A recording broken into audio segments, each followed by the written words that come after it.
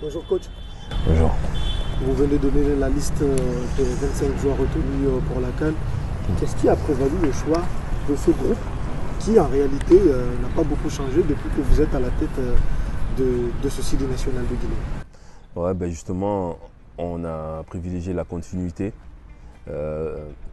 pour avoir, et je l'ai dit à chaque fois dans les conférences de presse qu'on a pu donner, pour avoir cette cohésion, cette cohésion, cette fraternité dans le groupe de joueurs choisis. Donc voilà, ça m'a donné des mots de tête, mais ça fait partie du boulot aussi. Donc j'ai préféré rester sur l'idée qu'on s'était fixée depuis presque 2 ans maintenant avec ce groupe de joueurs qui avaient accepté de venir, de faire la qualification ensemble, de souffrir ensemble. Et c'est un peu l'aboutissement de ces 2 ans. Maintenant, il faut aller faire la performance en Côte d'Ivoire. C'est d'autant plus vrai que à la CAN, ça va être pendant quand même un mois de vie. C'est 25 personnes, mais peut-être pas 25 qui joueront tous les matchs. Et est-ce que votre vécu quand même, parce que vous avez déjà une première expérience à la CAN, est-ce que cela aussi a compté pour vous reconforter dans votre idée de partir sur une dynamique de groupe? Exactement, parce qu'on a pu se rencontrer au Cameroun lors de la première fois ensemble, que c'est ça qui avait pêché un petit peu. On s'est retrouvé face à des problèmes d'ego, des problèmes de temps de jeu, des joueurs qui se sentaient moins utiles, moins importants. Donc voilà, maintenant dans mon choix, fort de cette expérience-là, bien réfléchi avec le staff pour choisir des joueurs qui vont ensemble, des joueurs qui peuvent se comprendre, des joueurs que même s'ils ne jouent pas ou moins, qui sauront se comporter quelquefois en grand frère, en confident. Mais il faut de tout dans un groupe et c'est vrai que sur 25 joueurs, on sait très bien que pas tous joueront, mais c'est la configuration qui a été choisie.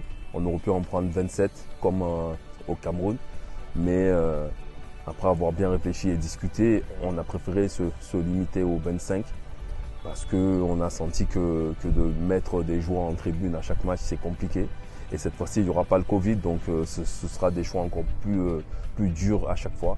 Et c'est vrai que même si tout le monde a envie de jouer, de participer, de jouer les 90 minutes, voire les 95 minutes, on sait très bien que ce n'est pas possible.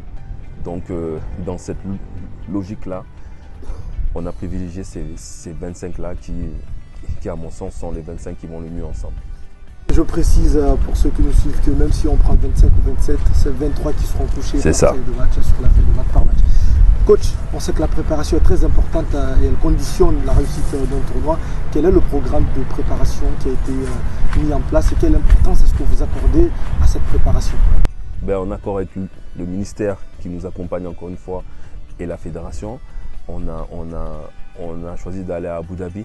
Donc, mais déjà dans un premier temps de se retrouver ici le 28 et de faire tout ce qui est remise de drapeau et puis célébration, réception par le chef de l'État, en fait de venir ici, rencontrer les autorités, se motiver, dire au revoir aux familles sur notre sol et après s'envoler sur Abu Dhabi ensemble et préparer ça le 30 au soir, Inch'Allah, et d'arriver le 31 pour commencer les entraînements et repartir de là-bas le 11 au soir, voire le 12.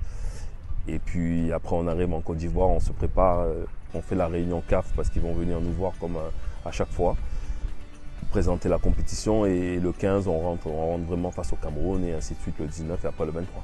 Vous l'avez dit, on joue le premier match le 15 contre le Cameroun, on est dans un groupe relevé, appelé d'ailleurs groupe de la mort, parce que aussi la Guinée y est.